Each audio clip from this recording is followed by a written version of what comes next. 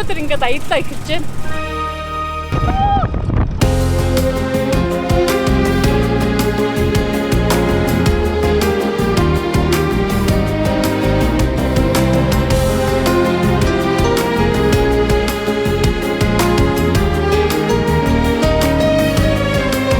Энэ ямар ч гоё.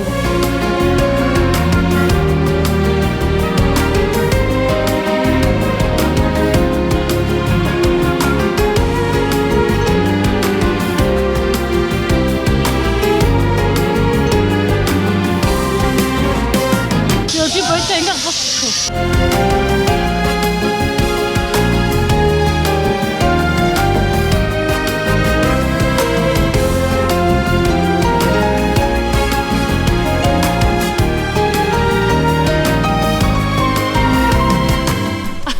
Бүр ингээд найгаад өдөржингөө явж бүр амар өлсөд ядраад Айлын гад очсон бэ. за ингээд метрогоор явж байна. Та бүхэн энэ эргэн тойрны байгалыг харж байгаа. Надтай хамт явж үзээрэй.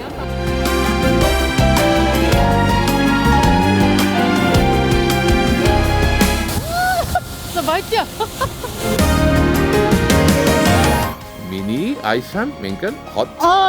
Үнэхээр гайхалтай хот байна. Надтай зүг байгаараа. Миний айлсан мянган хотоо.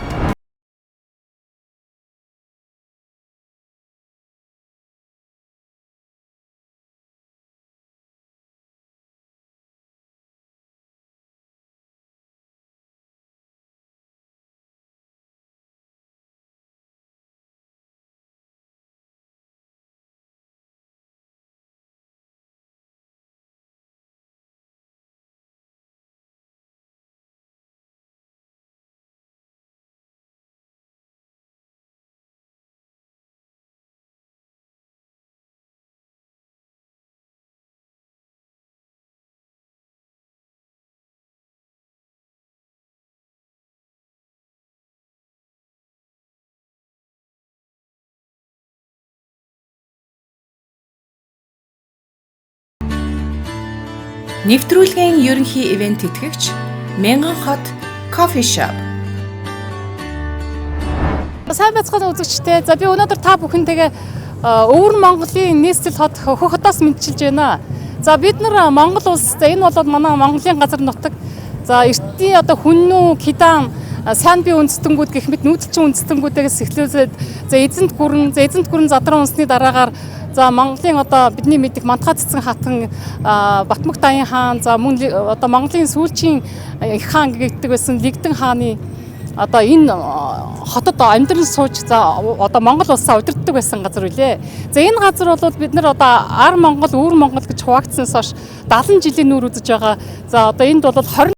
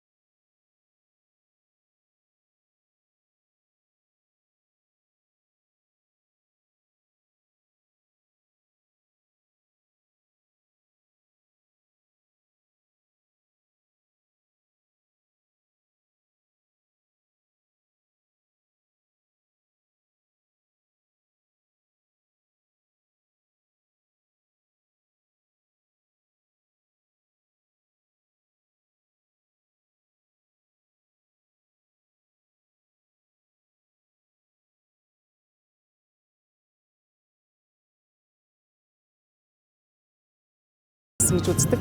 За энэ хийдийн эргэн тойронд бол одоо хуучны хот одоо бий болсон. За энд бол энэ хотыг нээснээс хойш бол энэ хийдийг тойроод хөх хотыг бол үүссэн гэж үздэг юм байна. За ингээд би санамсаргүй ирээгүй. За хамгийн гол нь одоо мэдээж эрг Алтай хааныхаа үүсгэн байгуулсан энэ хийдтэй ирээ гэж бодсон юм аа үзэгчтэй.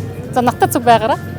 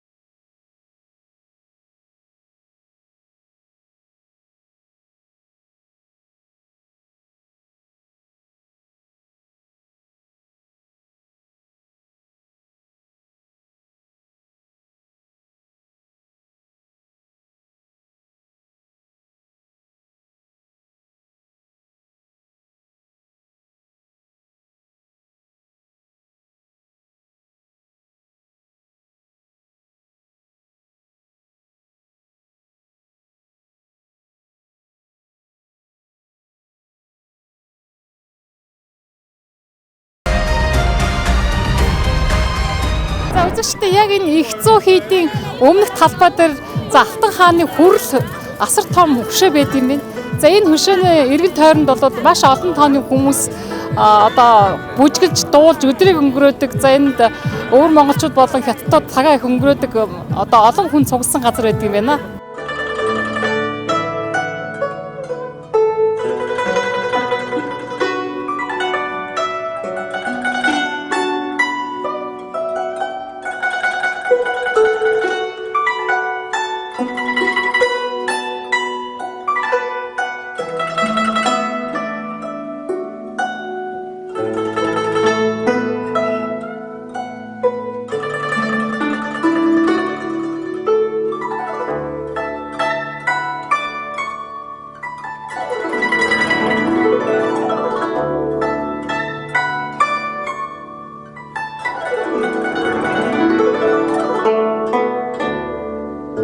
Алтан хааныхаа байгуулсан их зөө хий дээр нэлээ явлаа. За энэ бол одоо нэг өдөржин яваад барахгүй нэлээд том хийд байна. За хийд дотор бол ингээд орсон газар болгонд бол юу төвдөр лам нар бол яг номоо уншаад байж гэн. За яг манай одоо гандан хийдэд орсон хэсэгт төрхөөр за яг Монголдо байгаа юм шиг. За энэ хийдийн дотор тал бол за яг л манай хийдүүдтэй яг ижилхэн. За ерөнхийдөө бол энэ Алтан хаан бол зөвхөн энэ хийдийг одоо анх үүсгэн байгуулаад зогсохгүй Эрдэнэзүү хийдийг бол бас байгуулсан түүхтэй. За энэ Барсуул Жонгийн 2 дугаар хүү болон төрсэн Алтан хаан бол 16 дугаар зууны дунд үед бол нэлээд хүчрхэгжиж за тухайн үед бол Төмтийн хаан гэдгээр алдарсан хаан байсан.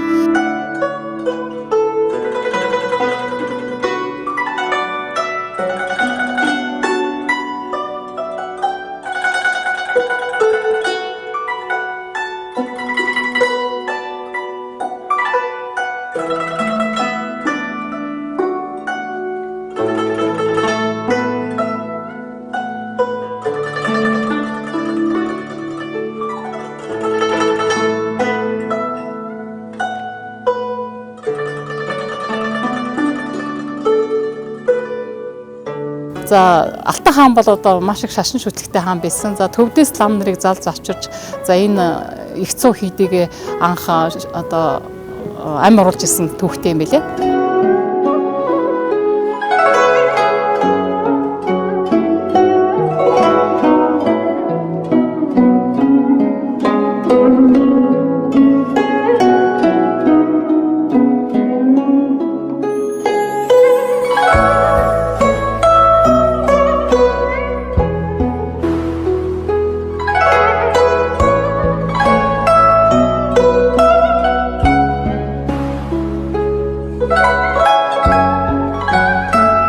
За 1966 онд Мао Цзэдуний одоо соёлын хувьсгал гарсан. За энэ соёлын хувьсгалын үеэр бол одоо мянган улаан хамгаалагчдыг за энэ өвөр Монгол руу явуулж исэн байна. За тэгээд энэ өвөр Монголд ирээд за Монголтой холбоотой олон түүх соёлын өвийг устгаж байсан. За тэр дотроос бол олон тооны сүм хийдүүдийг бол газрын хөрснөөс артсан түүхтэй. За мөн олон тооны одоо Монгол лам хувирга нарыг бол эрүүдэн шийтгэж за алж устгаж за маш их одоо хүнд замыг туулсан. За хэдийгээр тийм боловч энэ их зөө хийд мэн одоо болтол одоо эртнийхээ яг эд зүйлийг хадгалж үлдсэн. За одоо ингээд хүмүүс ирээд жуулчд ирээд их үздэг газар болсон байна. За би ч гэсэн энэ хийдэд ороод одоо Алтан хааныхаа байгуулсан одоо манай энэ Эрдэнэзүү хийдтэй яг адилхан за үнэхээр гайхалтай хийд байна.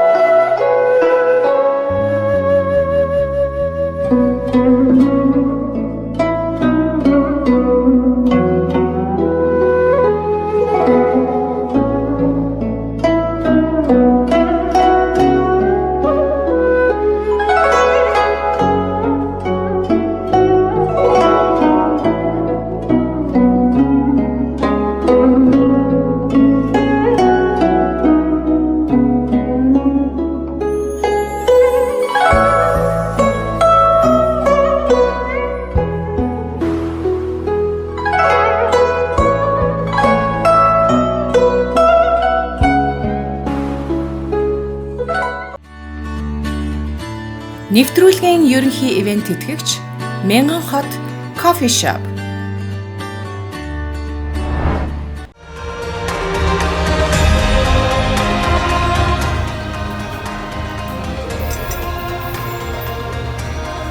За нэг Монгол хүн юм баг гэсэн чинь хятад хүн байна өө. Ингээд энэ тэнд явж байхад одоо яг их зөө хийдийн яг эсрэг талд энэ хуучны хот нь ингээд өргөжлөд явж байгаа. За тэгээд энэгээр нэг олон гадаан зөндөө олон захнууд байна. Хүмүүс ингээ гадаа зогссон юм зарж байна. За энэгээр бас хоолны газрууд энэ төр байдаг гэсэн. За энэ бол яг эртний байшингууд. Дээшээ явж нэг аян мэдхгүй явж байна. За ерөнхийдөө ингээд явж байхад бол монгол хүмүүс ер нь л их таарлахгүй. Сайн байна уу монгол уу гэхээр темподоо гэдэг.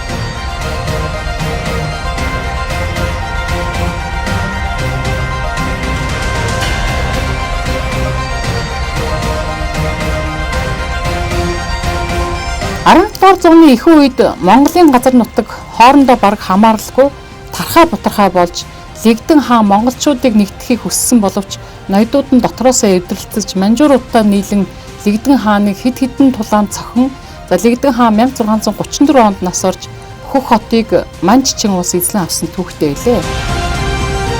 Ингээд цэн гүрний мэдлэлд бүх өвөр Монголын нутаг орсон юм байна. Манжийн дарлалаас чөлөөлөгдсөний дараа 1911 онд Богд хаант Монгол улстай нэгдэх оролдлого хийж байсан боловч Оросын хаант улс Хятад Монголын хяактын гэрээгээр 1915 онд Хятадын мэдэлд үлдсэн түүхтэй. За өвөр монголчууд 2 дахь удаага эх орны 2 дугаар дайны дараа 1945 онд Хятад улс дотооддоо иргэний дайнтай Орос улс Германы фашистын дэглэмтэй дайн дажинтай үеийг далимдуулан өвөр Монголын талаас 1945 оны 10 дугаар сард Улаанбаатар хот руу ирж бас л нэгдэх санал тавьсан. Гэвч Монголын талд татгалцснаар бас л 2 дахь удаагийн боломжоо алдсан билээ. За 1947 онд өвөр Монголын автономид засаг тогтсон боловч 1949 онд Бүрднайр Хятад ард улсын өвөр Монголын өөртөө засах орн болон нэгдсэн түүхтэй юм аа. За өвөр Монголын ард түмэн 1911-ээс 1947 онуудад Хятадын Гоминданы хайрхсдалд ор маш олон хүн хэрцгийгээр алагдаж хилмигдэж байсан. За ер нь бол 1 сая хүн хилмигдэлд өртсөн гэж үздэг.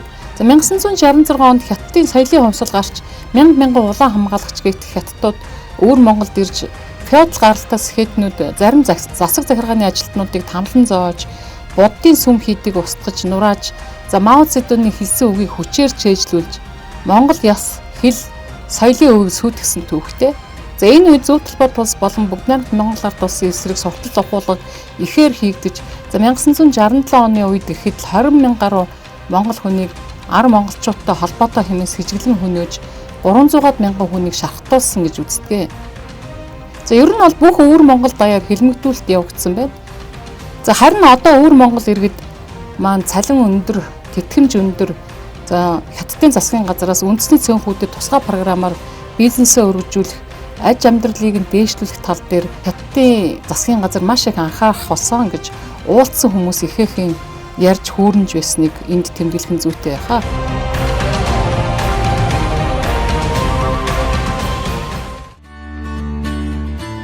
Нэвтрүүлгийн ерөнхий ивент тэтгэгч Мянган хот кофе шоп.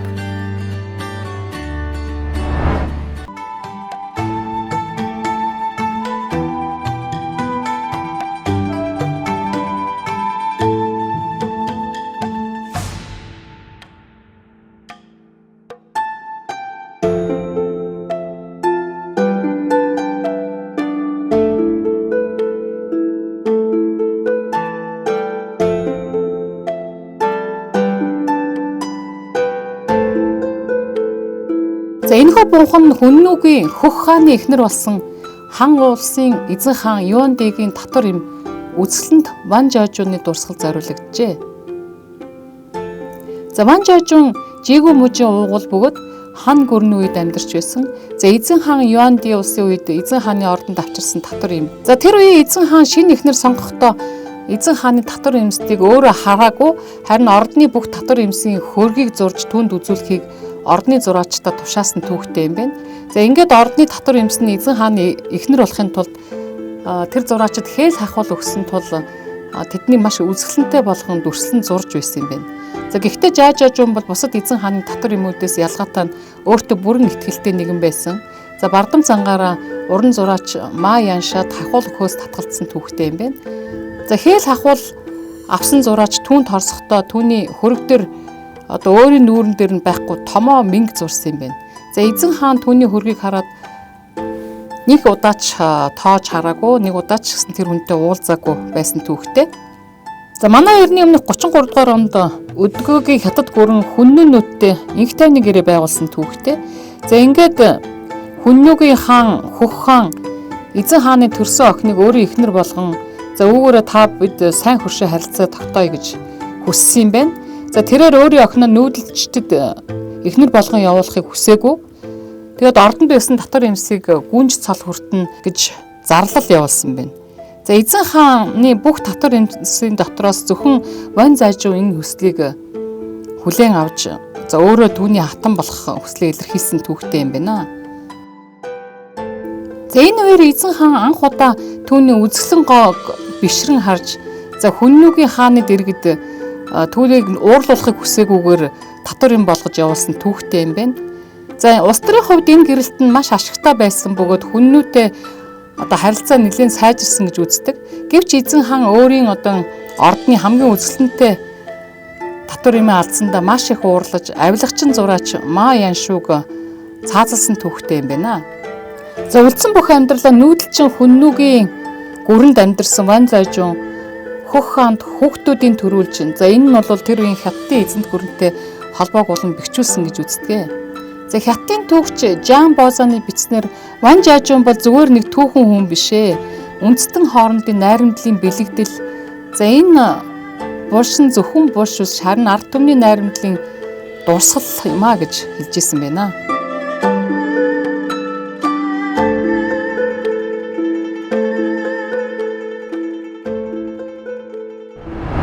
За энэ эмэгтэйн түүх бол тэр үед одоо эртний түүхт хүннүү гүрэн болон ер нь Монголын эзэнт гүрний үед ч гэсэн одоо манай эзэн хаан ч гэсэн өөрийнхөө одоо охтуудыг найрамд суус орнуудаа гэргий болгон өгчсэн түүхтэй шүү дээ. За энэ эмэгтэйн түүх бол бас л нэг тийм түүхийг агуулсан. За гэхдээ энэ эмэгтэй бол маш их одоо ухаантай эмэгтэй байсан байна. Цүн өөрийнхөө одоо аз жаргалыг бодоогүй тэгээд эх орныхоо төлөө амиа зориулсан гэдэг одоо хятадууд маш их хүндэтгэж байт юм байна ч тийм.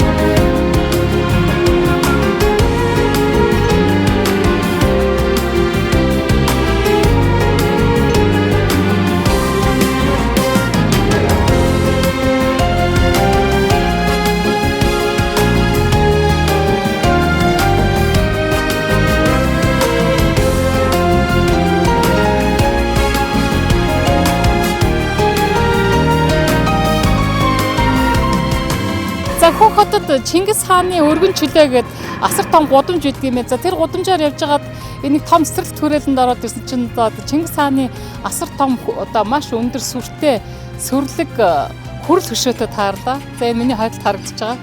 За энэ цэцэрлэг төрөлн бол нэлийн том хүрээлэн байна. За ер нь бол энд ирээд нэг өдрийг өнгөрөөчөд бас Хөх хотод бол ирсэн хүн бол маш их гоё газар байна шүү. За их хааны маань хөшөө ингээд асар сүртэйгээр сүндэрлэн босч байгааг та бүхэн одоо харж байгаа.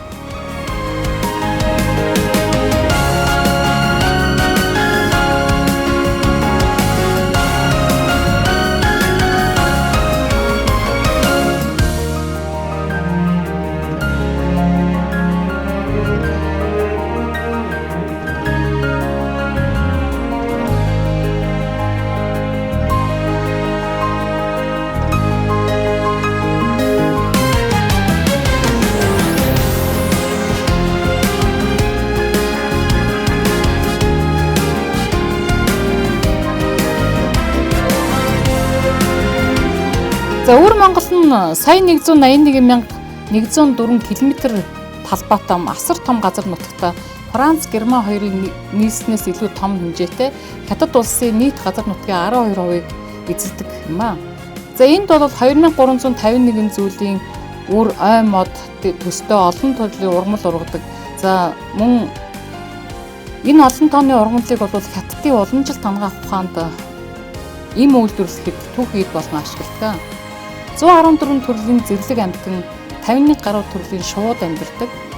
За эдгээр амьтдыг бол төрөөс хамгаалсан байдаг юм байна. За үүнд бол эрвс, барс, буг, марл зэрэг амьтдыг төрөөс хамгаалдаг юм байна. За өвөр Монголын нутаг дэвсгэрийн ихэнх нь өндөр уул буюу 50% эзэлдэг. За хамгийн өндөр цэг нь Алашааны оргил буюу 3556 м юм байна. За баруун хэсгээр бол 5 том цөл байдаг. За тус улсын нутаг дэвсгэр нь бол усаар нэлийн баялаг 1000 гаруй том жижиг голууд тэдгээрэн дотроос Хуанхэ гэдэг голоор маш их алдартай. За түүнчлэн 1000 орчим том жижиг нуурууд байдаг. За өвөр Монголын нутаг дэвсгэрт 120 гаруй төрлийн ашигт малтмал олдсон гэж үздэг. За өвөр Монгол нь нүүрсний нөөцөөр Хятад улстай 2 дугаар бичигддэг. За 2000 оны ихээр энэ бүс нутагт байгалийн хийн томоохон талбай олдсон. За газрын тос, газрын ховор металл, эрчим хүчний нөөц нэлээд ихтэй юм байна. За тус улсын нийслэл хот бол Хөх хот бөгөөд за үйлдвэрлэл худалдаа их хөгжсөн. За автозамыг бол маш ихээр тавьсан байна. За хилээч гисэн төгжрээ бас их байна. За энэ хотын олон давхар гүүртэй их замыг хараад за миний бие бол зам тавих тусам машин тов урахгүй харин машин улам ихтэй. За энэ хот бол хүн зориулсан хот бус. Дугуйн зам, ямгүй хүний зам ховортой машин зориулсан хот болжээ гэж бодогдож явлаа.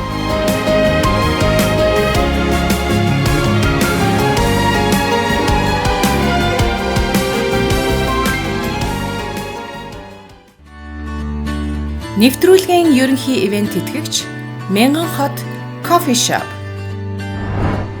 За ингээд Хөх хотын төв гудамжаар нь нэлээд явлаа. За энэ Хөх хот бол одоо асар том хот болж за одоо мэдээж 3 сая гаруй хүнтэй.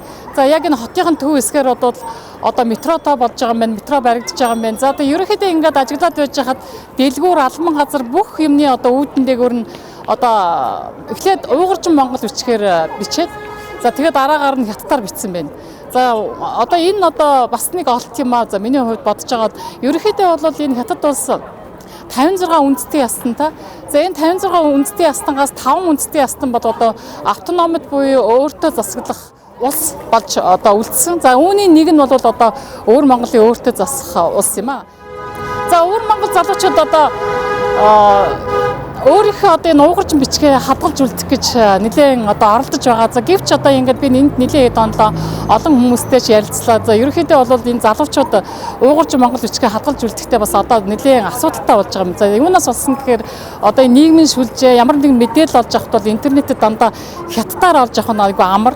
За тэгээд ингээд ажил төрөл сургууль соёл бүх юмд ороход ингээд хятадуудтай байн харьцаж байдаг болохоор одоо хэдийгээр өвөр монголчууд маань одоо ингээд хүүхэд байхад нь бага байхад нь монгол ахуйтаа сургаа за хэлийг ингээд үлдээх гэж оролддог боловч за үнэхэрийн одоо энэ эргэн тойрон байгаа олон асуудал боловсруулаад за энэ одоо нийгмийн сүлжээ за дээрэс нь хажуугаар нь байгаа одоо хүмүүстэйгээ харьцахдаа хятадаараа харьцах нь айгүй амар байдаг учраас за уйгуржин Монгол бичгийг одоо бас залуучууд мэдэхгүй байна. За би одоо энэ сая энд ирээд нэг хэд хоногтой эмнэлэгт байсан. За тэр өвөр Монгол эмнэлэг бол өвөр монголчууд байгаа мөртлөө залуучууд нь ерөөс байн хятадаар ярьж байна. Нэг монгол үг хэлээл араас нь хятадаар ярих жишээ тий. За нэг иймэрхүү асуудал бол манай энэ өвөр монголчуудад байгаа.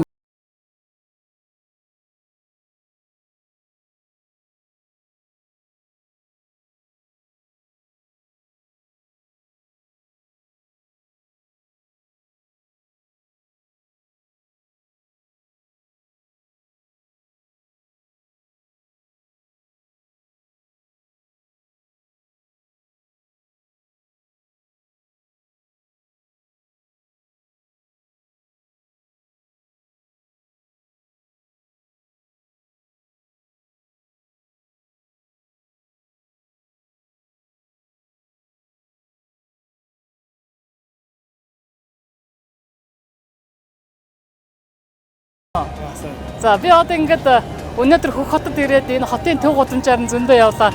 Тэгээ ерөнхийдөө энэ Хөх хот дотор ирээд ерөөсөө монгол хүн баг олж үзсэнгүй. Тэгээд та хоёр хамгийн түрүүнд тааралдаа би маш их баярлалаа. За тэгээд мэдүү хин гэдгөө? Сачирангүй. Сачирангүй. Сачирангүй. Чамаа хин гэдгөө? Урагшилдүү. Урагшилдүү. За та хоёр аль нутгаас ирсэн? Тонлоо. Тонлоо. Тонлоо. Нэг. За өвөр Монголын одоо тэр хөдөө тал руугаа юу? Хөдөө тал руугаа тий. Аав ээж нь малчин уу? Малчин. Тариачин малчин. Тариачин малчин. За өвөр Монгол одоо хэлээр та хэд жоох муу яриад байна үгүй юу? Барага. Ер нь та хоёр одоо сургууль сурдаг оюутнууд уу? Оюутнууд уу? Тэгээд одоо нөгөө хэлний талаар бэрхшээл ер нь одоо монголоор ярихгүй байсаар байгаа жоохон мартах тал гарч ийн үгүй юу? Баг байна. Баг байна уу? Тэгээд нутагтаа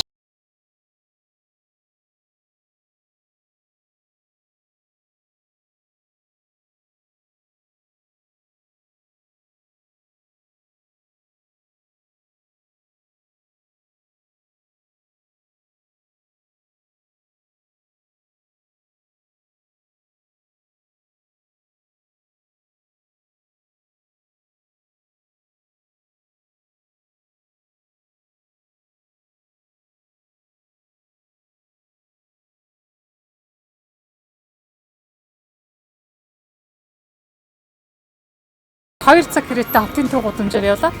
За энэ 3 сая хүнтэй хот дотор за монгол хүн олно гэдэг бол далаагаас цовч үүрэгтэй адилхан юм. За тэгээд яагаад гэвэл одоо таарлцсан газар болгон мэдээж 3 сая хүний 10% нь 300-аас 400 мянган хүн монгол хүн байдаг гэсэн. Тэгээд ерөөсө таарлцсан хүн болгон сайн байна уу гэж яваад ирсэн. Ерөөсө олцсонгүй. За ямар ч гэсэн одоо ингэ явж байгаад нэг монгол хоолны газар олдох нь үгүй гэж тайгаа явж байна да. Нэвтрүүлгийн ерөнхий ивент тэтгэгч Мянган хот кофе шоп. За сайн байцгаана уу? Сайн байна. За хэн гэдэг нь ирнэ? Алмас цэцэг гэдэг. Tree гэдэг. Хэн гинэ? Tree. Чүгий. Бүр хятад нэр Лилин. Та хоёрын нэр хятад нэр юм уу те? За. За миний хүүхдүүд юуны оюутнууд уу? Тий. За. Тийм аа. За ямар сургууль сурж байна? Өвөр Монголын багш их сургууль. За. Чи. Өвөр Монголын багш их сургууль. Чи. Би бас өвөр Монголын багш их сургууль. За ингээд өвөр Монголын багш их сургуулийн оюутнуудаа Хөх хотын гудамжинд өстө таарлаа бүр маш их баяртай байна. За мэд өнөр одоо багш болно гэсэн үг тийм ээ? Тийм үү. Ямар юуны? Амьд утсан мэрэгдлээ. Юуны мэрэгчлээ? Амьд утас. Амьд ус. Амьд бодс. Амьд бодс. За. Гурлаа адилхан уу? Эдэлхэн. За. За хэдвэр курс уу? 19 20 настай. Мэд одоо ингээд хэдвэр анги уу гэж асуух. Их сургуулийн 1-р анги. За бүгдээрээ нэгдүгээр курсын оюутнууд байна. За сургалтын төлбөрийг мэдүү хэдэн төгрөг төлж гин. За тэгээд улсаас төлдөг юм уу, ээж аав нь төлдөг юм уу тэр талаар мэдүү тодорхой ярьж өгч. Яг сурлагын төлбөр бол 3700 төгрөг. Дээр нь байрны сэтгэл өргөл номныхаа төлбөрийн нь бол 5000 айдуу зосныг жилээ. Бүр аав ээжээс гаргана. За 5000 юан аав ээжээс гаргана гэсэн үг тийм ээ? За тэгээд хоолунд ер нь өсөж гэнэ байгаагүй юу? Хаваа. За одоо ингээд өнөөдөр бүтэн сая өдөр юу хийгээд таагуур явж байна? Мэ 3 өнөө үдэн ажил хийсэн. За өдрийн ажил хийсэн үү? Тийм. За хэдэн юан болов? 50 жих хийгээд 50 төгрөг авсан. За 50 юан олсон юм байна тийм ээ? За 50 юанаар юу хийх гэж нөөцөө шэл? Амттай хоол идэх. За амттай хоол идэх гэж байгаа юм байна. За дүүнэртээ маш их баярлалаа. Тэгээ сурлагын өндөр амжилт хүсье. Баярлалаа. За тэгээ сургуулаа төгсөөд өөрийнхөө одоо хөдөө нутагт очих уу? Байдлаа үднэ. Байдал мэднэ. Энд үлдэх санаатай. Гуа шилэт дайрна. За шилийн гол руугаа явах санаатай юм байна. За стак баярлалаа. Сурлага хөдөлмөрийн өндөр амжилт хүсье. За сайн байцгаана байх та. Хоол амттай юу? За энэ их чи хоолны газар байн болж ирдгүү. Айгуу гой хоолтой тий. Тэгээд саяас хоол идээд бууз ястаг явдаг тий. За сайхан. За сайн байна уу? Сайн байна уу. За таныг хэн гэдэг вэ? Нанжид. За танилцсандаа маш их баярлж байна. За Нанжид одоо юунаас ямар өвөр Монголын аль сумаас ирсэн? Би өвөр Монголын Хүлэн байрын Шинхэн баруун сумны Шинхэдэр нэгтэй. За ямар үндэстэн лээ? Бурят. Ястан. Бурят ястан. Монголын бурят гэсэн үг шин тий. Өвөр Монголын. Өвөр Монголын тий. Одоо өвөр монголч манай Монгол гэсэн үг тий. Тэгээд энэ Хөх хотод ирээд энэ хоолн одоо гэр гэж хэлдэг тий. Хоолн гэрээ хэдэн жил ажиллаж байна? Одоо 2 жил бол гэж байгаа. За 2 жил болж байна тий. Одоо ер нь энд ингээд яг энэ их сургуулийн хажууд байдаг гэж би ойлголоо тийм ээ. Тий. Тэгээд хүүхдүүдэд ер нь ингээд хоолны орлого молго ер нь ямар шүү байна. Ер нь ингээд энэ хоолн гэрний хадгаа ярьж өгөхгүй юу? Болцгоноо. Тэгээд хүүхдийн одоо нутгасаа хоол яваад хүүхдүүд бүр өөрийн хоолоо идэх дуртай шүү дээ. Тэгээд хоол хийгээд л нутгийнхаа хоол хийгээд байцгаа. Орлого их зүгээр байна. Сайн байна. Орлого сайн. За энэ ер нь энэ Хөх хотын засаг захиргааны зүгээс одоо энэ ингээд хоолн гэр ажиллуулахад одоо ямар нэгэн шахалт дарамт байна уу? Ер нь одоо ингээд жишээлбэл ариун цэврийн шаардлага одоо хоолны мастерын одоо юу гэж яддаг шүү дээ гэрчлэгээ тий. Тэгээд одоо татвар энэ төр гэдэг ямар нэгэн асуудал танд ер нь ямар нэгэн тийм хүндрэл байдгүй. Хүндрэл гэхэд тийм юу байхгүй шүү дээ. Тийм дарамт зөвлөхөө дээрээс юм байхгүй. Манайс өөх ёстой юугаа өгнө. Тэгээд урдаар хийх үстэй тэр өөрийн ямар юм хийх гэсэн тэр гэрч юугаа бүгдийг бүрдүүлээд тэгээд л хийгээд эхэлдэг. Тэгээд ариун цэврийн штэ өрөөл малын нэг гэрч авдаг. Тэгээд нэг жилд нэг солдог. Жилвэр нэг биеийн байцаал хийгээд өөр юм байхгүй. За биеийн байцаал гэдэг нь та эрүүл мэндийн үзлэгт орно гэсэн үг тийм ээ. Тэгээд өөр ямар зөвшөөрлөх вэ? Өөр зөвшөөрөх одоо юу байхгүй штэ гэрээ хүлслэл тэгээд л усны сэтгэл цахилгааны зардал нэлдулaalгын төвний өгөөд бусдын даурын орлого болно штэ. За одоо энэ байрыг энэ сайхан одоо ингээд оюутнууд зөндөө орж иж хоол идэх юм байна тийм ээ миний ойлгосноор. Тэгэхээр энэ байранда та өөрөө амьдраад хоолоо идээд тэгээд жилдээ ингээд төрөөсний төлбөрт одоо Монгол мөнгөөр жилийн сая 200 мянган төгрөг төлдөг юм байна те ерөөсөө таны зардал. Тэгээ яг хоолныхоо мөнгийг ногоо могоогоо аваад махцахаа аваад тэгээ ер нь жилдээ нэг 2 хүүхдийнхээ сургалтын төлбөрийг төлөөд нэг айтайхан амьдраад ээж болд юм байна тийм ээ. За Тийм ээ. Тэгээд сайхан байж байгаа. сайхан байж байгаа. За. Ямар нэгэн дарамт шахалтгүй сайхан ингээд хоолныхоо гэрээг ажилуулад өөрөө бол их баяртай байгаа юм байна те. За тэгээд жилдээ та ингээд нутагтаа очиж амардаг үстэй. Тэгээ зуны амралтаар тэгээд аршаанд ороо тэгээд нутгаараа яваад уулаваанда мөргөөд тэгээд ирдэг штэ. За. Саяны энэ гардаг таны хүү юм байна тийм ээ. Одоо хоёр хүүхд чи хэзээ сургуулиуд төгсгөө? Нэг нь хойтон жил, нэг нь саатан жил. За. Тэгээ сургуулаа төгсгөр нь эргээд нутагтаа очих уу? Ер нь эндээ л амьдрий гэж бодож байна. Харин одоо хүүхдийн юугаар л болно да. Цаашаа сурах бол да цаашаа сурна үгүй бол да ажил болвол хаана ажил тохиромжтой бол хаана олно штэ.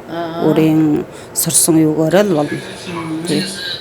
За өстой их баярлалаа. Тэгээд энд ер нь ингээд юм ажиллуулж амьдрахад энд яг одоо энэ гудамжинд бол айгүй олон бурайдууд ажиллуулт юм байна те. Хоолн гэрэг. Тэгээд ерөөхдөө энэ хоолн гэр ажиллуулад амьдраад байхад бол ямар нэгэн тийм дарамт шахалтгүй гэж би ойлголоо тийм ээ. Тий. Дарамт шахалт ердөө байхгүй. Манай сүлөөтэй. Тэгээд татвар төлдөг юм ба шүү дээ тий. Татвар төлөхгүй. Тэгээд зөвхөн та одоо ерөөсөө юу хоол хийх зөвшөөрлөө аваад тэгээд энд одоо зарим бид ингээд явж хахад хөх хотод явж хахад арх айгүй их зарах юм. Тэгээд арх зарах зөвшөөрөл авдаг юм болов? Тийм яг хорийнхоо тийм юу байхгүй. Зарж болно өөрөө зарж болно өөрийн дур. За. Хүн авна гэвэл тэгээд л зараад л байгаа. За маш их баярлалаа танд. За баярлалаа.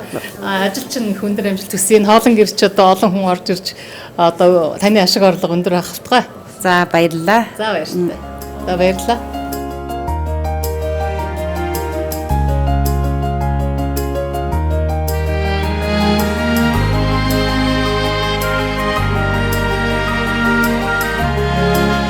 За тэгээд энэ хүн энэ хоолны газараа ажиллаулаад бас дотроо өөрөө амьдэрдэг. Тэгээд яг энэ хажуу талынхаа өрөөнд амьдэрдэг юм заа. Бид нар хүний унтахны өрөөнд орсонгүй. Тэгээд ерөнхийдөө бол ингээд ямар нэгэн дарамт шахалтгүй ингээд хүүхдийнхээ сургалтын төлбөрийг төлөөд тэгээд зундаа ингээд нутагтаа очиж амраад уул усандаа залбираад ирдэг гэж байна. Тэгээд ер нь энэ Азийн орнуудаар явж хахад энэ арт түмнийхээ амьдралыг л одоо өөрөө амьдралаа аваад явж ивэл илүү дутуу тийм нэг олон төрлийн шалгалтгүй байдаг нь үнэхээр гайхалтай санагддаг. Нэвтрүүлгийн ерөнхий ивент тэтгэгч Мянган хот кофе шоп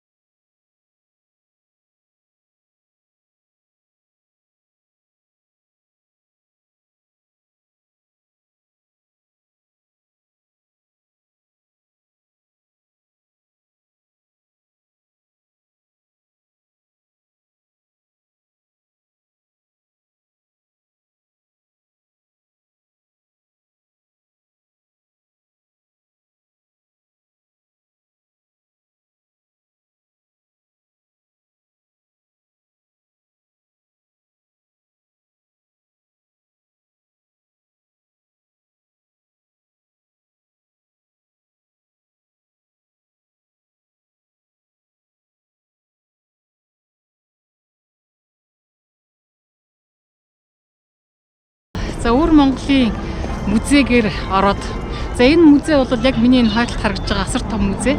За энэ музейд бол 44 мянган үзмэртэй.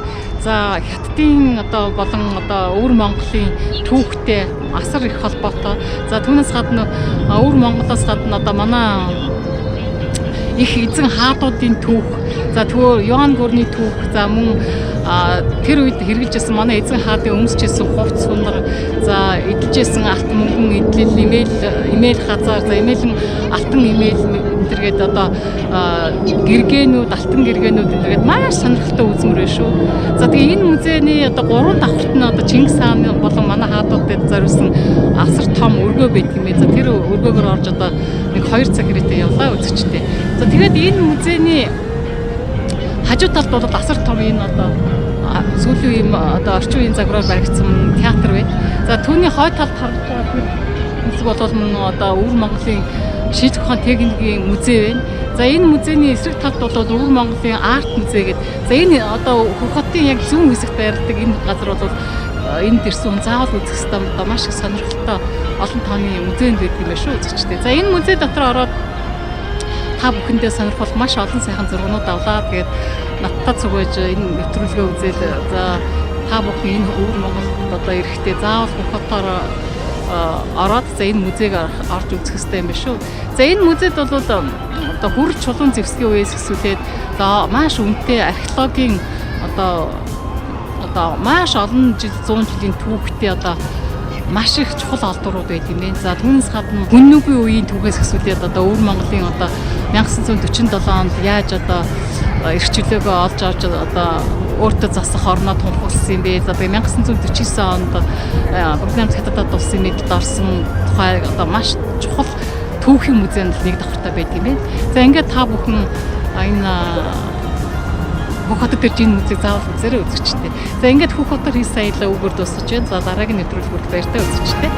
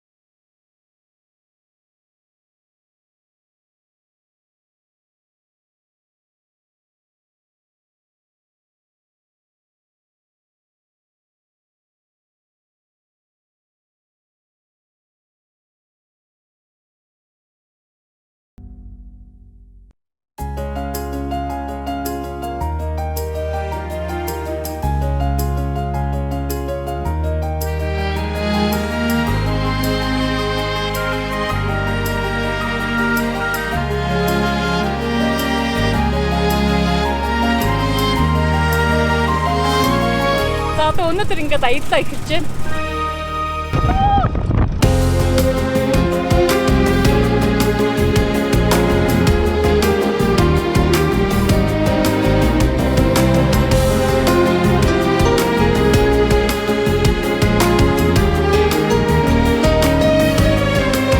Энэ ямар ч гоё.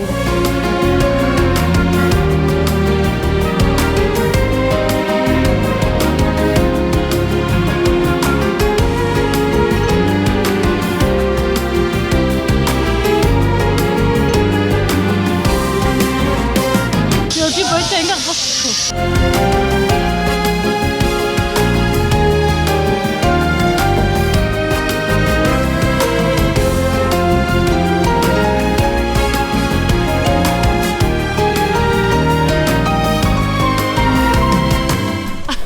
бүр ингээд найгаад өдөржингөө явж бүр амар өлсөд ядраад айлангад очсон бэ. за ингээд метрогоор явж байна. Та бүхэн энэ эргэн тойрны байгалыг харж байгаа. Надтай хамт явж үзээрэй.